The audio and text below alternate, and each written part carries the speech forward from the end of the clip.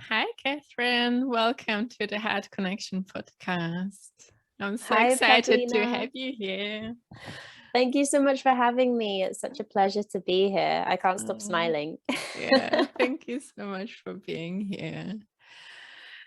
So, Catherine, I was gonna start with how we met because I met you through our mutual mentor. I can say you did a guest workshop in a mastermind I was a part, and you did the same mastermind the year before, I believe. And Yes. then I participated in some of your workshops and or master classes, and that inspired me to invite you, and we connected, and it's such a joy that you're here. And the first thing I'd like to know is, how did you get here? What's your story? What's your journey? What brought you to where you are, to what you are doing? And Yes. Wow. Thank you so much, Pavlina. It was wonderful to meet you through Letitia Ringe and to share some wisdom with you on the mastermind. Wow. How far do we go back? I never know quite where to start with my story journey, but yeah, we'll see how we go. And if it gets too long, then cut me off. But, stemming from childhood, I always in my life have had a very strong faith. I've been fascinated by world religions. It was my favorite subject at school. I then did my degree in theology and religious studies, and I always had this interest in the study of God. And yoga had come to me at school. I'd actually had the chance to practice it there, but I hated it. I thought the teacher was really weird. I thought it was really wacky, and I used to feel dizzy practicing. So it was never a part of my life until much later on, when after doing theology, I then went into law, and I had a very short legal career. I trained as a barrister, and then I worked in charity in London. Child abuse cases and not particularly nice stuff, all very grim, but I always had this desire to be of service. I then worked abroad in NGOs. I came back, and then I transitioned into the marketing and events world. So I have a very mixed background career-wise. I worked in a global corporate in their banking department, running special events and doing marketing for them. And it was at that point, under quite a lot of stress and feeling quite sort of lost in what I wanted to do, and knowing I wasn't in the right place, but I didn't know where the right place was. I believe that yoga found me. I'd moved outside of London. I was looking for a ballet class, actually, and then there was this hot yoga studio that had opened just around the corner from where I was living. And I started to go there. And actually, after, I think it was either my first or second class, my family had the devastating news that my middle sister, had been diagnosed with cancer during her pregnancy. And I was also in a not very nice relationship, feeling pretty miserable at work, in that sort of like mid-20s age, where I think a lot of people go through feeling quite lost. They're not sure what to do. And my world just felt like it was crumbling apart, and yoga was literally my saving grace. That's what I like to call it. And I am so grateful forever to that studio, Be Yoga in Haywards Heath, and also all the teachers there that had no idea what I was going through, but really gave me a sense of peace, a place to breathe, a place to feel. And it was particularly restorative yoga that helped me so much through that time. And then after, being a member there for maybe a year and a half, going all the time, I then trained. And then I continued working in my job, but all the signs were telling me, I think you could make something out of yoga. Everywhere I went, there was an offer to, do you know a yoga teacher? Or, I'm looking for a yoga teacher here. And I was like, well, that's me. I think I was meant to meet you and have that conversation. So I took the plunge, and I had always had a dream of being self-employed. And after 6 months of building up my side gig in yoga, I then left my corporate job. I traveled to India. And then I came back to Sussex in the UK, where I worked in every venue you could imagine. And after a year and a half of that, I was ready to fly. And that's when I took a job in Morocco at a surf and yoga hotelier, Wow. which was great fun. And I learned the retreat industry. And then since then, I sort of left studio work and worked running my own retreats. The pandemic hits in 2020. I lose my entire business. So Wow. I immediately pivoted online, teaching some classes online, which luckily, maybe because I was one of the first and I sort of knew how to do the tech and I was quite kind of business minded, it was really successful. And I also built my Empower program, which is now a global award-winning women in business mentorship program for spiritual entrepreneurs. So I spent most of 2020 working. It was my best year yet business-wise. And I completely pivoted online, and I've stayed with an online aspect to my business. So I run spiritual business mentorship. I have a digital yoga studio. And then I'm just getting back to running a few retreats again.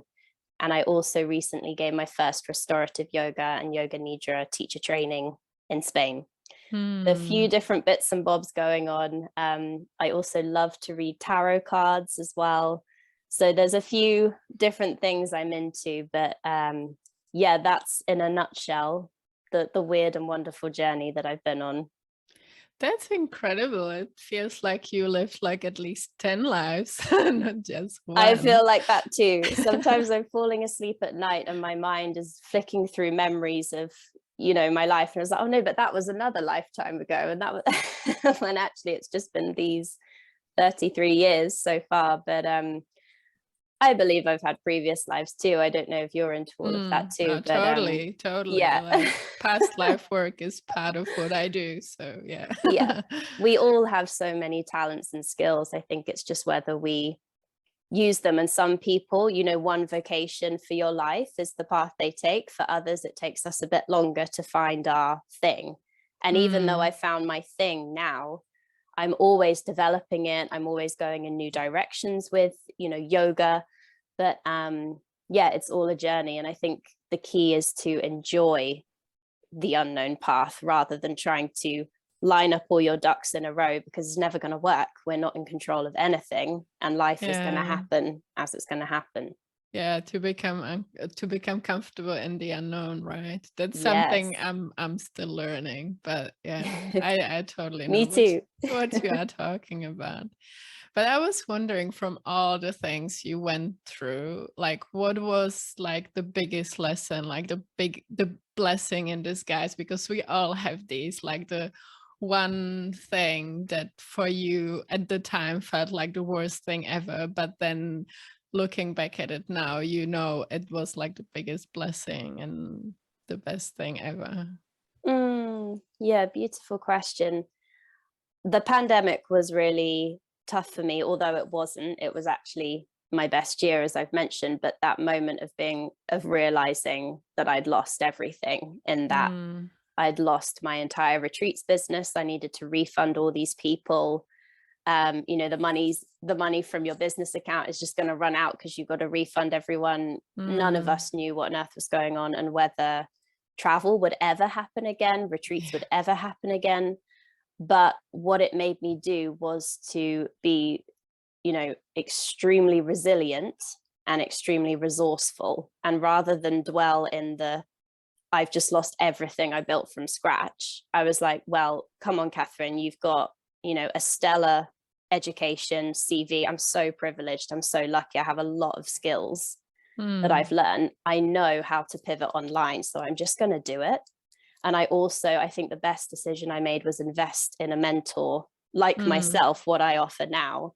I invested in help, and rather than more training in yoga, which, you know, I didn't need at that point because I know enough yoga to be getting on with things.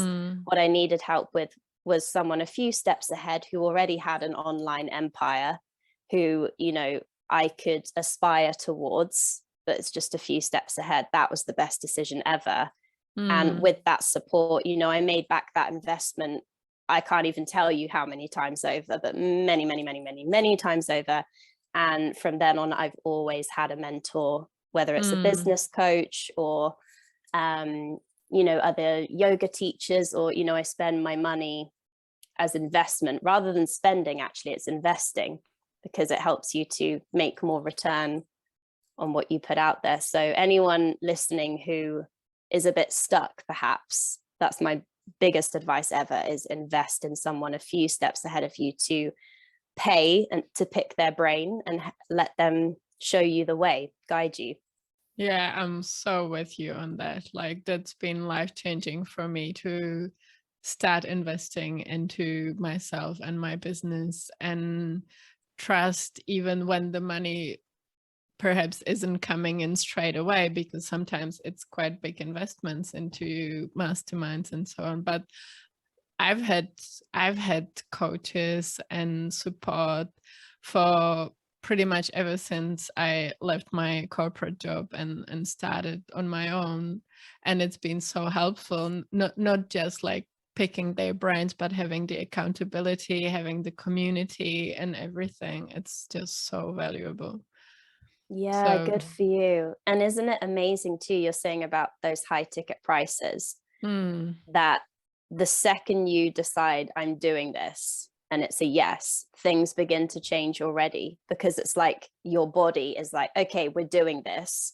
So there's more motivation, there's more energy again, there's more ambition again, because it's like you've put forward all that money. So you're then gonna figure out how to make it back, of course, many times over. So I just think it helps propel you next level every single time. And rather than it being like, oh my God, this is so much, I now look at it with, wow, I get to do this.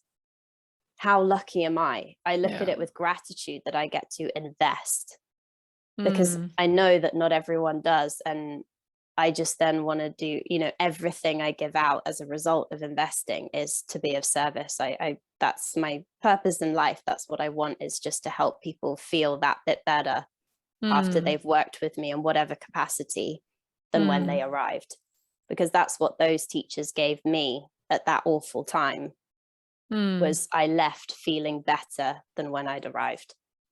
Yeah, and focusing on service is the best thing you can do. I mean, I've always known, like similar to you, that I wanted to help people, but once I got into business, you sort of start focusing on how can I make money? How can I, support my business, myself, my livelihood? And for me, for a while, I was focusing on that and forgot about the service part, even though I was still like helping clients and everything. But when you actually make the shift and start focusing on serving instead of making money, and it's such a big difference. And for both, for you and your clients, and it's incredible. Absolutely. And it's also of service, if I may say this, it's slightly, a different way to go with it, but women earning more, that's of service to future generations too, because I really believe I am one of the first generations of women with this much choice as to how to live my life. I feel so free. And there's less questions around now, are you married? Are you having children? Women are having, more interesting conversations. Not that that's not interesting. That's just one part of us. But also, what about our intelligence? What about our resilience? What about our hearts, our spirits? That's what I want to talk to people about, and also set the standard of next generation women coming through who will be financially literate, who will be financially free. Oh, I love that so much. And I find you have created this incredible business where you shifted from, because most of us, or a lot of people in the world and women, like, we still feel like we need to hustle. We live in this hustle mentality. We need to do it all. We need to work to be able to make money and live the lives we want. But I find what I know about you is you manage to create a business and a life where you have beautiful work-life balance, and it's not like few generations ago, or even our parents, where they had to work so hard, and women looking after children and looking after everything and doing it all. And it just feels so exhausting. And I've suffered from burnout several times in my career and my business. And I found it incredible that you are able to work only maybe a few hours a day. Am I right? And then Correct. having the life as well, and having this beautiful life balance, and living an abundant life at the same time. Could you talk more about that? Like, how did you achieve that? What's the most important thing for you? How can people do that? How can women do that? Thank you, Pavlina. Wow. Yeah, these questions are absolutely amazing. And while you're speaking, so many things are coming in my head to share. I'll just say a little story of something that happened recently, actually, because it's something, this work-life balance is what I'm always working on. But I've recently come back from Spain after 6 months there to the UK. And, you know, Monday morning, I'm just having a very chill morning, having my breakfast. And because I prefer to have a very sacred, quiet morning, I never check my phone before I start work. So maybe 10:30, something like that. And I really like to just enjoy to read and, you know, not have too much distraction, and eat mindfully as I get up. And then my dad comes in and he goes, oh, so are you working today? But he didn't mean it in, you know, a mean way, but just was, I think, just sort of asking, what are you doing today? And the guilt I felt, because, you know, my parents worked incredibly hard their whole lives in high level civil service jobs, Monday to Friday, more than 9 to 5, but, you know, that kind of traditional setup. And I work in a completely different way, where I have stints of time where it might be more intense, like, let's say, running a retreat, running a training. That isn't just a couple of hours a day. That is all day, every day, back to back for a few days. And then I take a lot of time off. So right now I'm on that a lot of time off phase where, okay, so today I do a podcast with you. I'm also going to write a newsletter. Tomorrow evening, I'm going to teach a class, but it's chill. It really is that few days a week. And for most people, especially in, you know, my culture here in the UK, they don't get it, and that's okay. But it is a completely different way of working, so it can feel quite isolating at times. I feel there can be a lot of judgment as well, or maybe not even a willingness to be open to, you know, talking about different ways of working. But the key to working this way, you were asking, you know, how do I do it? Is I focus on the high ticket stuff.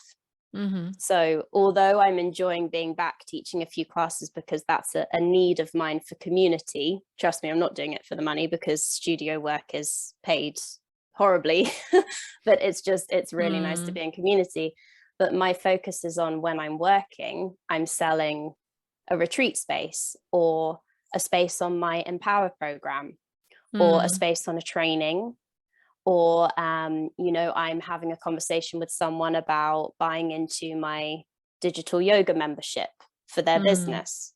It's high ticket stuff. So maybe a good tip would be, think of 3 tasks a day for your business. 1 is making money, so selling something, or giving a private session, or something where you're getting cash flow in for your business. 1 is something that's urgent, so maybe you've got to reply to an email, or there's a deliverable for your mentees that day, they need something from you. And then the final task is something for the future. Maybe I'm going to write a bit on my restorative yoga teacher training manual. Maybe I'm gonna book a venue for a retreat next year. So I find, if I think, okay, the to-do list is 3 things today, what's going to make me some cash flow, what's urgent, and what can I do to support the future of my business? And I find that really helpful. And if that, oh, good, I'm so glad. And obviously, if there's a few more things on there that are urgent, like there's 3 deliverables that day, I've got to get the newsletter out, I've got to reply to an email or a few emails, and I've got to get something to someone, or pay my virtual assistant. something like that, that's urgent, but just simplify it. Don't have a to-do list of 20 tasks and section it off. What is for today, what is making some money, and then what is helping the future. Just one thing perhaps a day. And then stop piddling around with small money things. Like I used to do that. I used to teach sometimes up to 20 classes a week, here, there, and everywhere, scrambling together small money bits when I could have spent that time, equivalent time, and much less time selling one space on the Empower program that's going to support me, vastly more. So your time is such a huge wealth to you. So really use it wisely. Yeah, I love that. And also, like, what's been really helpful for me lately is really asking myself how I can make even the mundane tasks, how can I make them easier and more joyful, how can this be more easy and fun? And it's been so profound, because sometimes things that even I feel like that are the things I'm meant to do, and that are important to me, sometimes they felt like they're not joyful, or they take up so much time. And simplifying them and making them more aligning and more joyful, it made such a difference for me. Good. Yeah, that's beautiful. Simplifying to amplify. Yeah, definitely. I wanted to ask you, because I love so much, in one of the workshops I attended, one of your workshops, you talk about the 8 limbs of yoga, and I love how you bring yoga philosophy into your life and business. And I would like to ask you if you maybe could, for those of the listeners who don't know what the 8 limbs of yoga are, if you could maybe explain a little bit about them. We probably won't go too much into details, because we would be here probably full the whole day. But maybe if you could explain briefly what they are, and then I would like to ask you a bit more about that. Of course. Yeah, I'll really put my yoga teacher hat on now, because this is a big question. But and maybe some people have heard of the 8 limb path. Maybe some people have also heard of Ashtanga yoga. But when I say Ashtanga yoga, I don't mean the movement practice of Ashtanga. Ashtanga is meaning the 8 limbs. So these were believed to be written by Patanjali, a sage, who wrote the Yoga Sutras, which are a collection of written wisdoms that are passed down, and all yoga teachers are, asked to read them. But he laid out this 8 limb path towards samadhi, meaning enlightenment, which is the final limb of the 8 limbs. But I share because I've assisted on a few teacher trainings, I share a rhyme with the students to help them remember them. And it's, why not ask Patanjali, please do drive slowly. It's just a silly thing I made up. But basically the bottom of the path are the yamas and the niyamas. And these are a set of ethics, observations, vows that all people, all beings, or all spiritual seekers on this path to enlightenment need to follow before you even get to asana, which is usually where people start their yoga journey, is shapes on a mat. But really, if they are just shapes on a mat, they don't mean anything. Whereas if they're combined with your character as a person, so for example, some of the yamas and niyamas are things like non-harming, non-stealing, no greed, cleanliness, self-study, self-discipline. There's a load of good stuff in there. It's sort of like your set of morals as to how to live. So if you're combining these practices in everyday life with then that body cleansing on the mat of moving and sweating and feeling and breathing, that's where the real change can occur. So asana comes in third. So it's still fairly low on the journey, but it's after you've embodied all of these morals and principles and observations in your life. Because no one cares that you can do the splits. No one cares that you can throw shapes on a mat. They care what kind of person you are. So that's when the asana really has meaning. And then after the asana, we have pranayama, which is breath work or extension of life force energy. Prana meaning life force. And then after that, we have the meditation practices.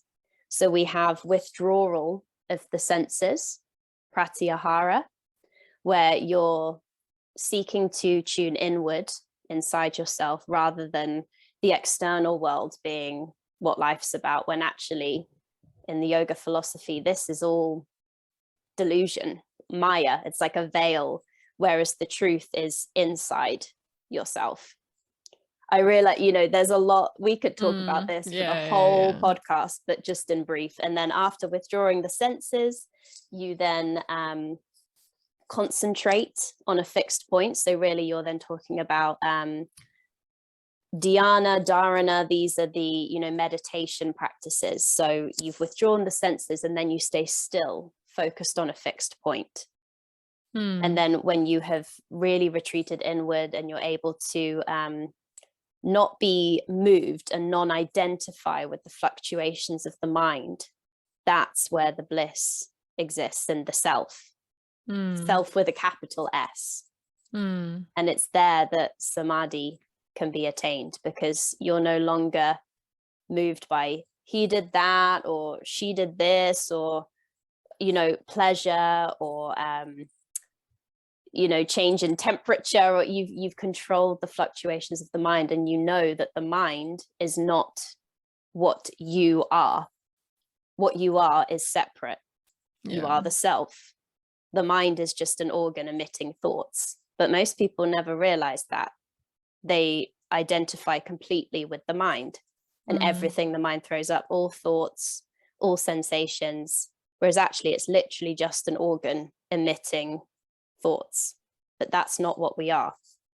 I love this so much. And we talked briefly before we started recording, and I shared with you that I've been a yogi for almost 20 years as well, but for me it was, for a long time, it was just a physical practice, and I didn't know much about yoga philosophy. And then but I have to say, even though I didn't know all the other parts, it still feels like it contributed to my spiritual journey, my healing journey, because even when you don't know all these other things, it will still, I feel, come into your life sooner or later if you are consistent with your practice. But what I love so much, I learned about some of these things about the 8 limbs a while ago, and I've been an Ashtangi for probably more than 10 years now. But the workshop I went to, I told you about the workshop I went to probably a couple of years ago. There was more in-depth teaching about the 8 limbs, and particularly about the yamas and the niyamas. And I've been on a spiritual journey for a while by the time I went to the workshop, and I was listening to the teacher, and she was talking about explaining all these things, and I was thinking, this is so incredible, because Patanjali wrote the Yoga Sutras thousands of years ago, and what we are learning today from all different spiritual teachers, self-development teachers, it's all in there already in the Yoga Sutras, in the teachings, in the 8 limbs. And I just find it so incredible. So I just wanted to mention that, how profound these teachings are, and that yoga is not just the physical practice. I wanted to bring it in because, like I said, yoga has been such a big part of my journey, and it's definitely not just the asanas, the poses and the postures. It's more what you do off the mat than what you do on the mat. Am I right? Absolutely. Absolutely. The real magic is what happens when you leave the mat, and whether you are consistent in your practice off the mat. It's not just, oh, I feel good for 10 minutes following a class. It's then, well, how are you responding to challenges coming your way when you leave the mat? Like, what did you learn through holding that warrior two pose? Or what did you learn by being in a balance? Like, what's that mirroring off the mat? So yeah, such a valid point. And I have so often clients ask me, you know, I want to take my practice next level, but I don't want to train as a yoga teacher. What would you suggest? And I say, well, Svadhyaya, which is self-study, I would start with the Yoga Sutras and the Bhagavad Gita. If you're really on the path of being a yogi, it's the path to freedom. It's the path to liberation. So if you're just interested in having a great like arm balance practice or handstand practice, I'm really not your teacher. Yes, I could get you there, definitely. But it's not, I don't want to be teaching gymnastics. I want it to be taught as an embodied practice, so that there's a deeper reason aside from your ego wanting to be able to hold the handstand. So I'm probably not the teacher for everyone at all, because I'm teaching yoga. And some people are wanting just the physical practice. But I'm at a point where I feel very lucky that I choose more who I work with now as well. And I tend to, in classes, you know, even when I was teaching vinyasa in the past, I would always be having themes that were the yamas and the niyamas. So hopefully those clients were leaving, or I know they were leaving, having learned some yoga philosophy through a physical practice. So any yoga teachers listening, you know, if you can weave in the philosophy, that's where you take your teaching to an exceptional level, because that's what people want that are interested in yoga, is truly learning more than just shapes. Yeah, definitely. I was wondering, because this podcast is called the Heart Connection Podcast, and for me, because I went through so many physical health issues and different other issues, and for me, and what I teach my clients as well, my students, is that your body is always speaking to you, and whatever health issues you are experiencing, no matter if they are physical, emotional, or mental issues, it's always guiding you back to yourself, back to your heart.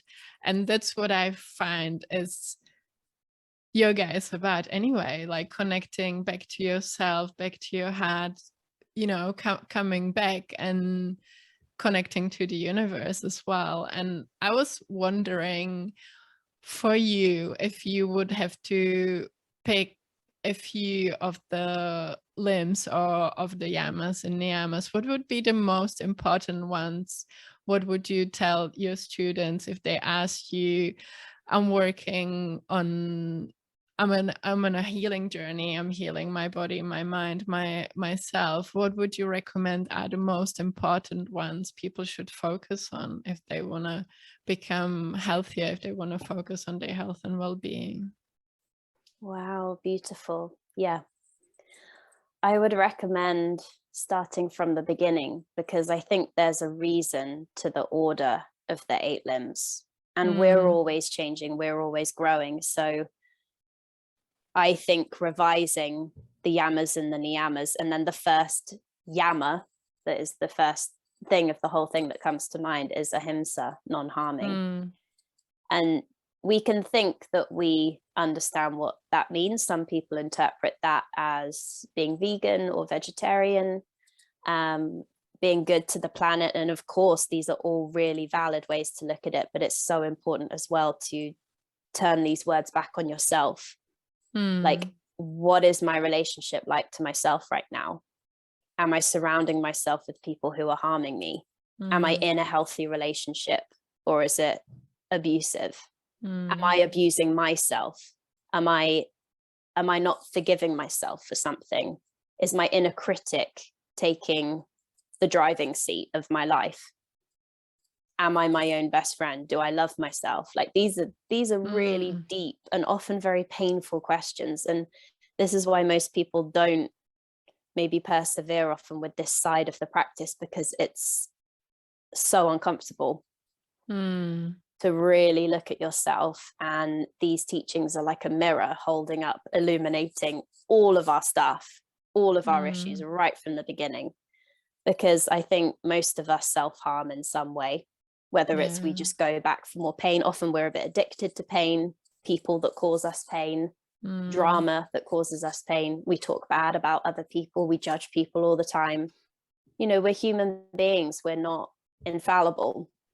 But I would say starting there, and then also making sure you give yourself time for compassionate practice. So it's that thing, like you were saying, of listening to your body, whether that's your heart, your gut, your womb.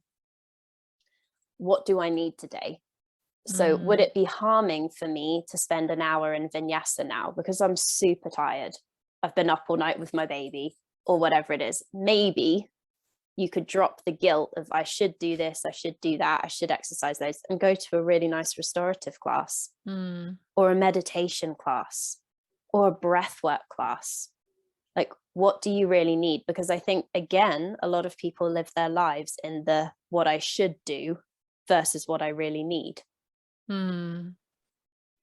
Yeah, I experienced this a lot, especially I have to say in Ashtanga, because it's such a strict practice and you have to pretty much, like, your practice sometimes takes an hour and a half or 2 hours a day, depending on how advanced you are. And there's like, I experienced like so much comparison and so much guilt if I didn't do my full practice that day, or when I was looking at other people, they're already like so much further than I am, and I should push harder, I should practice more. And it was soul crushing almost, you know. And I had to get to the point where I probably had to get a few injuries, to be honest, to understand this. And today I'm so much gentler with my body, and I'm listening to my body. I'm listening to my intuition.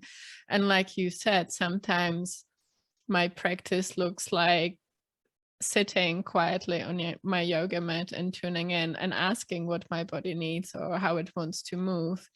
And I do way more yin yoga or slower yoga styles these days. And when I have more energy, when I feel I want to practice more or I want to have a more vigorous practice, then I would do maybe a part of the Ashtanga primary series, but I wouldn't go much further. And it feels so much better. And yeah, listening to your body, listening within, it's the best thing ever.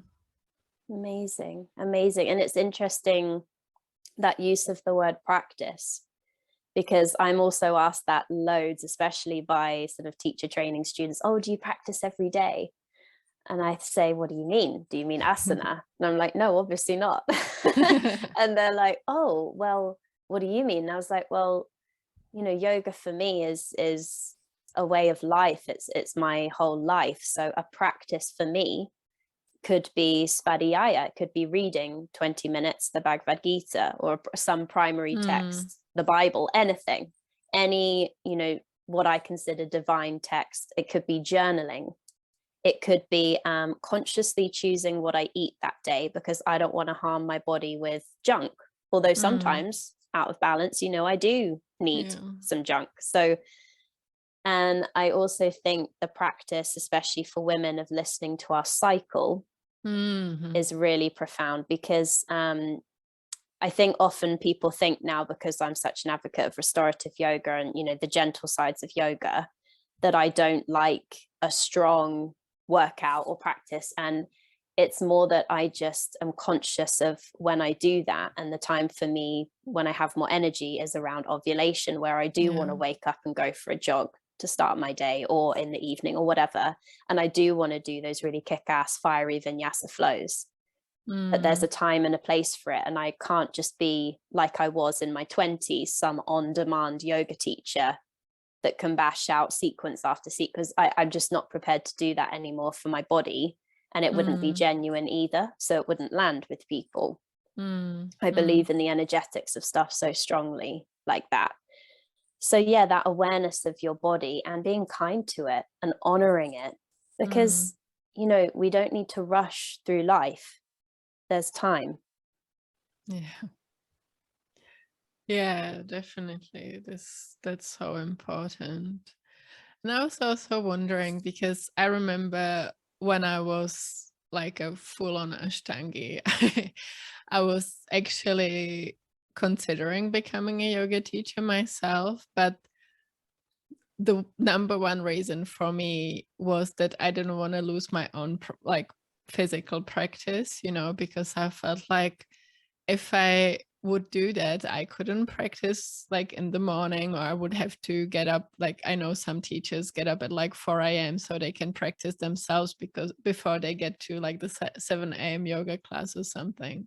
And there was like a big no-no for me, because I felt that I wanted to like keep my practice at the time, but still, like, my morning practice is so important for me and how I start my day. And you already mentioned that as well, that it's a big part of your life.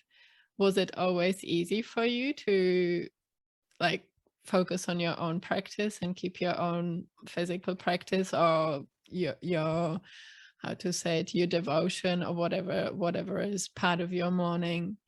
Was it always easy? And are you able to maintain that even like when you travel, because you travel a lot for work or for your business, but you do retreats and all these things? How do you manage to do that? It certainly changes, and depending on what I'm doing for work, but I do try to have that sacred morning practice in some way. And a key boundary around that is my phone is definitely not the first thing that I look at when I wake up.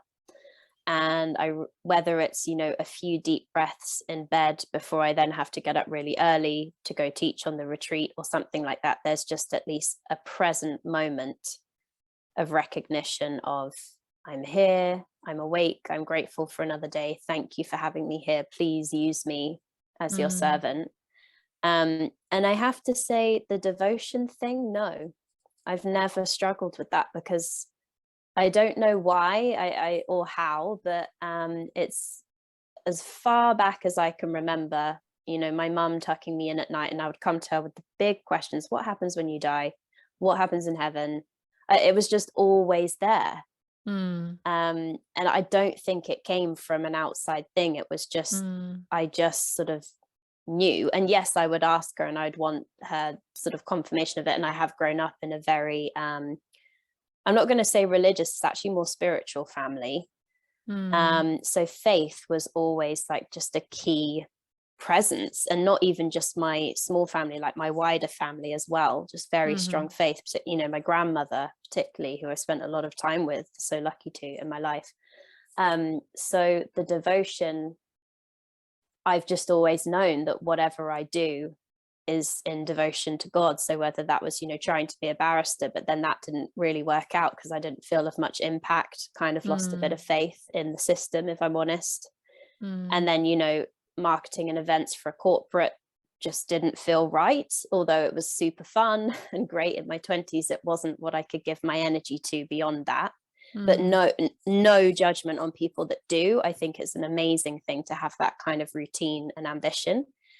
But this is the position where I feel of most impact and truly have that desire to help people feel better in some way, and just share. All I'm doing is sharing what I know, and nothing shared is not what I don't know. So I sometimes sort of have this conversation with God where I'm like, I believe I go through hard things so that I have something to teach. I think that's part of the path is, you know, the more you shine, also the more darkness there is too. So just to say, so for people who feel that and feel, you know, the shadow or, you know, depression knocking at the door, feeling suffocated with anxiety, like, I've been there and you're not alone. And I feel like the more you often move up the realms of the spiritual path, the further there is to fall as well.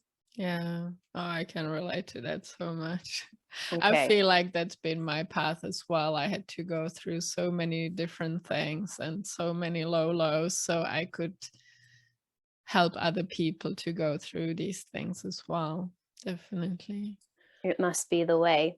But as long as maybe you find this too, Pavlina, that as long as our purpose for doing this work, our why, our reason is stronger than any fear, stronger than any ego, stronger of any desire to remain hidden, then that's just very special, because, you know, that really is non-identification with the ego. Because there's a huge part of me right now that's like, Catherine, don't say that, like, you know, this is too, you know, don't reveal, or like, don't say that, or what will people think? But it's so liberating to also not care. And I really, a lot of the time, you know, that it's so much stronger that I don't care. Like, judge me all you want, because I know that what I'm saying needs to be heard by someone listening now. Yeah. I feel that. Definitely. And I definitely realize that when I'm sharing honestly and vulnerably, not just the lessons learned, but also what I went through or what I'm going through, that I'm still going through things. It's not like one day you get to an end point and you're gonna be happy and everything's gonna be rosy and everything's gonna be great. But even though I've overcome so many things and I learned so many lessons, I'm still going through things, and I'm still learning things and having to go through shadow episodes and lessons and all these things. So, and that tends to resonate with my audience, I found the most, when I'm sharing what I'm going through and the lessons I'm learning. And I'm sure you you experience this as well.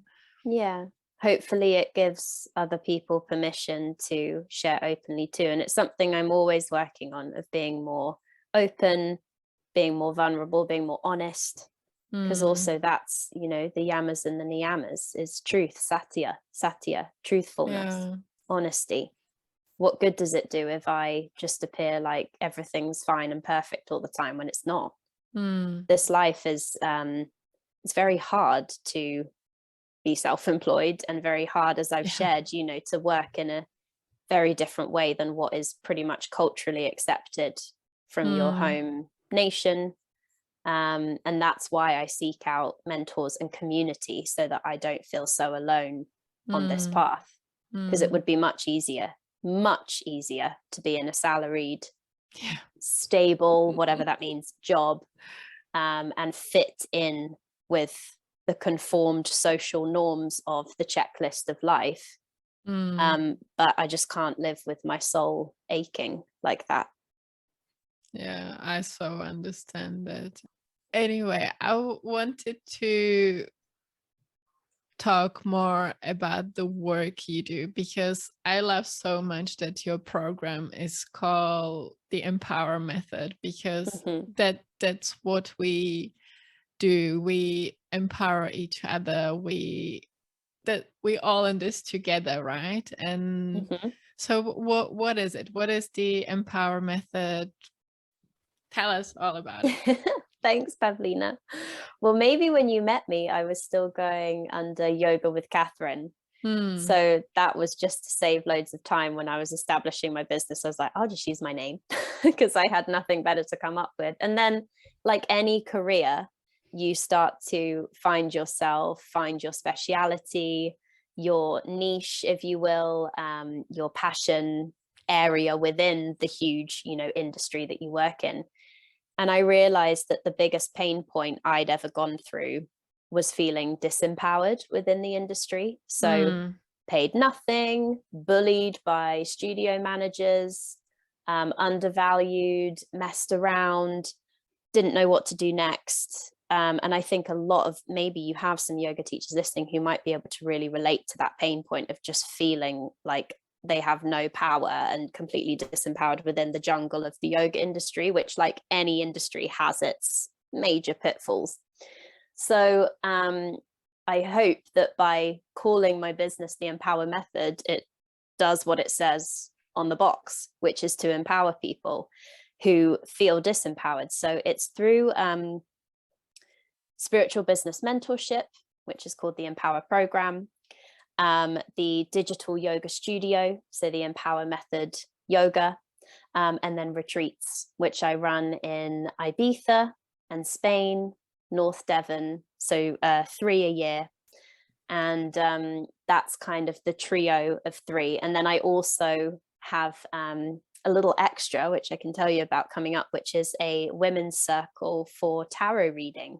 So it's teaching women across one lunar month how to use tarot as a self-love tool. So I love the tarot cards. I'm forever growing, learning with the word. Love to have you there, Pavlina. I would love to find out more. I mean, I work with oracle cards a lot, but I do have a tarot deck, but I'm not very good with, I mean, I do read the cards mostly intuitively anyway, but I would love to find out more. So maybe I will join absolutely. in the future. So it's going to be starting end of May, and then across June, we begin on the new moon. And then we go through the waxing moon, full moon, waning moon.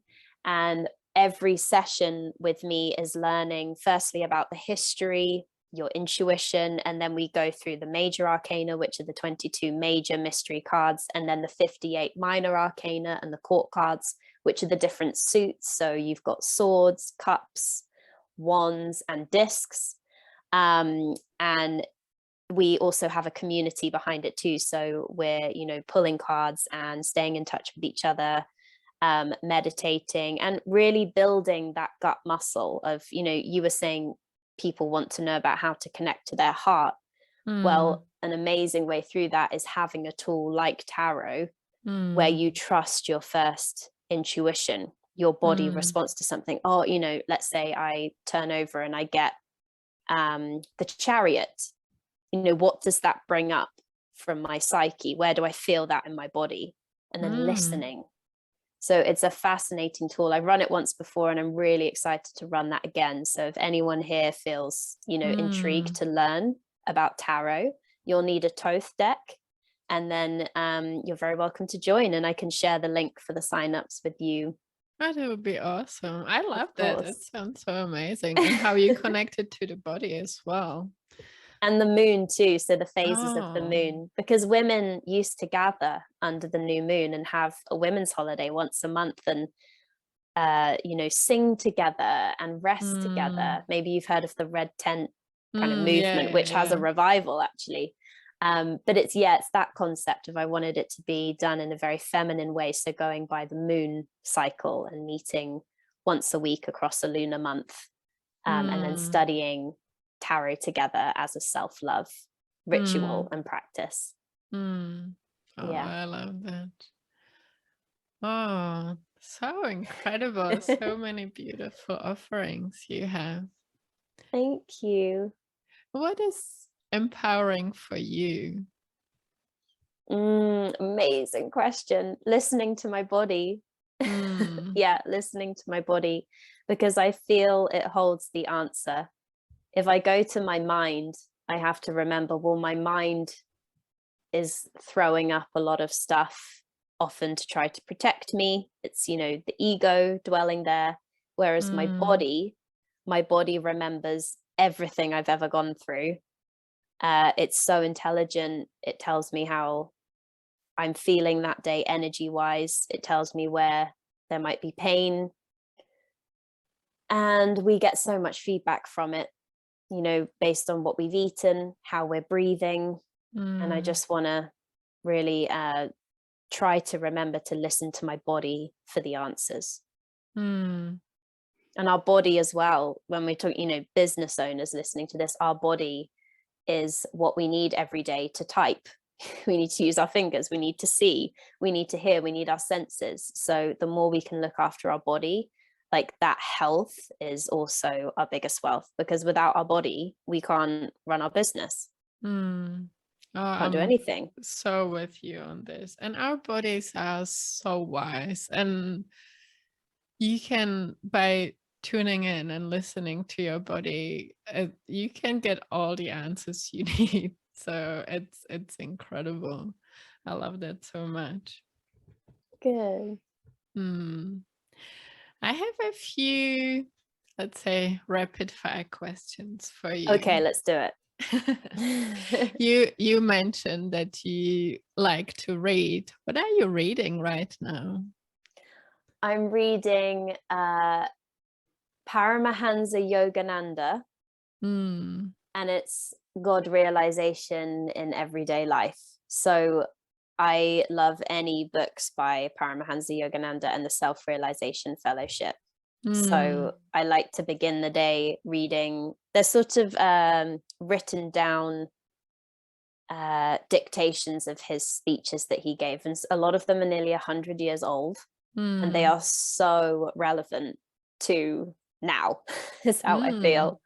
So you know that saying, when the student is ready, the teacher arrives. Yeah. I believe whatever comes your way, what you're reading now is it's like, because I was ready to receive that. And then for more entertainment, I'm reading Anatomy of a Scandal by Sarah Vaughan, which is also a Netflix series about barristers in London and this big scandal in politics. So that's just more for fun. But I like having, you know, a good novel for entertainment, and then I like having my sort of more primary text for like a Dharma talk, like a spiritual deep dive. But I need to read that in the morning, because if it's late, I might not take in as much of the teachings and wisdom because I'm feeling tired. So yeah, I like to start my day with something really high vibe, really high vibrational, and set my mind up and my body up for the rest of the day. So that's definitely not looking on Instagram or WhatsApp or any news. Like, it makes me feel anxious when I see people do that. They wake up and then straight away reach for their phone and dive into an email, or you know, but this is the sacred moment, don't miss it. Even if it's for 1 minute, just a few breaths to connect to yourself. So yeah. So how would that look like in the morning? Would you do your physical practice, your breath work, your meditation, whatever you do first, and then you do the reading? Or would you do the reading first and then the practice? So at the moment, I'm going reading, meditation, and then I do my physical practice at night. I have a bit of a weird routine, actually. I much prefer to move and do asana in the evening after my body is more naturally flexible, because I've moved around all day. And you know, if I did something in the morning, it would be a walk or something gentle. I'm not one of those. I know most people, I think, seem to prefer getting up and doing asana in the morning, but I think that's more common. But I always, even as a student, I went to yoga after work, after my day. So it's a way of decompressing from the day, stretching out everything, releasing out everything. And I actually prefer in the morning having the intellectual practice of reading, then sitting in meditation, breathing, just calm nervous system to start. And then I much prefer afternoon or evening exercise. I've always been that way since starting yoga in my early 20s. Yeah. We're all different. Yeah, all different. Yeah, but I'm with you on reading several books at once, because I always have like a spiritual book or a self-development book, and then I have like a novel or something, and I might have something else. I'm even, sometimes I read like 5 books at once, which is crazy, but yeah, I've been there too. Yeah. There's one I must recommend if anyone is searching for just a beautiful piece of literature, is On Earth We're Briefly Gorgeous by Ocean Vuong. And I just thought it was, I'm a highly sensitive person, so I get very moved by art and literature, but it was just incredible. And also Shuggie Bain was another one that moved my soul deeply. I don't know those ones. We can So put all of those in the show okay, notes sure. Yeah, for me and for the listeners as I well, love them because anyway. They might not be other people's good reads, but Hmm. I thought they were just beautiful pieces of written art. Hmm. I What love are reading. other things that bring you joy? Surfing is the other Hmm. one, which when I can, I go to. So yeah, being in the ocean, being in Hmm. water, absolutely love it. I'm trying to find a way of making that possible daily. So Hmm. finding a home by the sea. It's actually not so easy in England, without being, a millionaire, Hmm. to live by the right on the beach. Um, Yeah. but and yeah, deciding where that will be. But I would love surfing to be part of my daily life, which would be a Hmm. hugely privileged existence. I think a lot of people would like that. Hmm. But yeah, it's finding out where to choose. So Yeah. home is Oh. always in the body, but it's Hmm. nice to have a physical home too. So, and Yeah. every time so far I've thought I've kind of settled somewhere, I haven't, and then I move on. I probably just really enjoy the novelty of newness as well. Hmm. Hmm.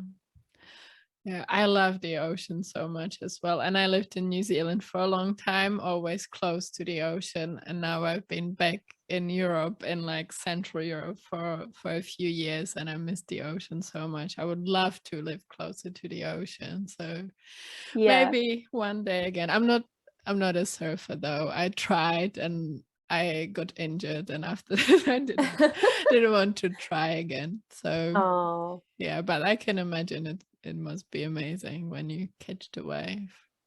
it's a pretty special feeling. It's a feeling of being free, because in that Mm, moment you're so there, nothing mm, else matters. It's a meditation really for mm. me. It's a It's practice. it's all about trusting and surrendering, right?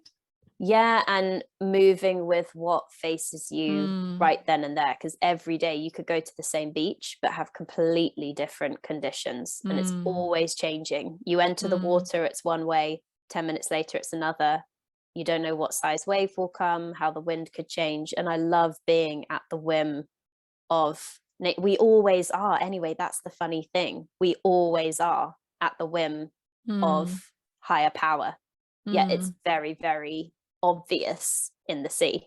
mm, mm. I love that. What's your guilty pleasure? Trashy TV. um yeah, like something where, let's say I have spiritual indigestion. I don't know if you've ever heard that phrase, where No. you've dosed up too much on the Uh-huh. Dharma talks, the books, the podcasts, Uh-huh. and you're just like, okay, can I just watch some nothingness now? Mm-hmm. That's just super I get easy, it. silly, trash means nothing. Where I guess it's a form of numbing. It's Mm. a slight response to overload. But yeah, I definitely enjoy What are just the some of your silly. favorite shows? Oh God. Well, actually, I've watched pretty good stuff on Netflix recently. So, Anatomy of a Scandal, I wouldn't really call them trashy. Pieces of Her, I really liked, but I have been known to watch Made in Chelsea. I don't know if you know that one, No, which is just this I ridiculous don't. reality show about very wealthy Londoners. Okay. So I like it because it's a culture I know. I've also Mm-hmm. worked in extremely privileged areas, so I kind of know that lifestyle. And it's just silly, and I'm almost watching it with a setback consciousness though, where I'm thinking, oh, like, but how, I get a bit too emotionally Mm, invested in things as well, mm, and think, but behind the scenes she must be so sad, or like, I can't believe they make them oh, play out their everyday yeah. lives on TV. But yeah, that I just sometimes enjoy, seeing the glamour, the fashion, and just the silliness of it. But then also knowing it is people's not real lives, but it is actually people's lives. So just having a sense of humanity about it as well. Mm, mm. Yeah, we all have to find balance, right? I sometimes, no, sometimes. It's for me the same. I like to watch reality shows. Like I love The Bachelor, for example, and it's such a great way to unwind and to like turn the head off. And like you said, Yeah, like because spirituality and self-development and healing and all these things are such a big part of my life, and it's so nice to watch something so easy and fun and not complicated, and yeah, just exactly. have fun with it. Yeah. And we're humans, you know, we need to laugh. That's an amazing gift to us. We're a species that can laugh and to play and be lighthearted. And so I don't even feel guilty about it. You know, we all have a birthright to have pleasure. So there's no guilt. And if I need to just unwind that way and watch something silly, then yeah, it's great. Awesome. I have one more question. Have a feeling you like quotes. What is like a quote you would like to end the interview with? Like or if a quote comes to your mind right now, what Yes, would it it be? did. Instantly came to mind. My favorite quote. It's by the Persian mystic poet Rumi. What you seek is seeking you. And for me, it has two levels. So firstly, we're seeking ourself, our capital S. What I really seek is that freedom, that knowledge that I am the self. I'm not the mind, I'm not the body, I'm consciousness. And secondly, an idea that what you seek is seeking you. So if I'm seeking that place to live by the ocean, it's also trying to find me as well. And that paths will be made. I really believe we are led to what we seek if we would only listen and be brave enough. Oh, I love that. Thank you for sharing that. So welcome. And before we wrap up, where can people find you? How can they connect with you? Well, I'd love to connect with your listeners. I feel very much we maybe, you know, my people are your people are my people. So everything is under my name, Catherine Gallagher.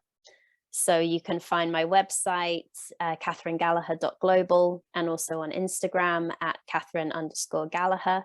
And if I can support people in any way through digital yoga studio, I'm going to give you a huge discount code. So you can try the first month for £5 only. Oh, yeah. Instead of 35. So a massive discount. So for any listeners, if you are called to try meditation course, breathwork course, vinyasa, yin, restorative with me, it's all in there, all my best work from the last 2 years. Or if you'd like to join the Women's Tarot Circle retreats, you feel called to have some spiritual business mentorship with me, then please get in touch. Oh, thank you so much, Catherine. And we will include all the links in the show notes for everyone. Yeah, it's been such a joy and such a pleasure having you on the Heart Connection podcast. Thank you so much, Catherine, for coming and for being such a light in the world, the work you do, and that you came here to share it with us. Thank you. That means so much. Thank you. My pleasure.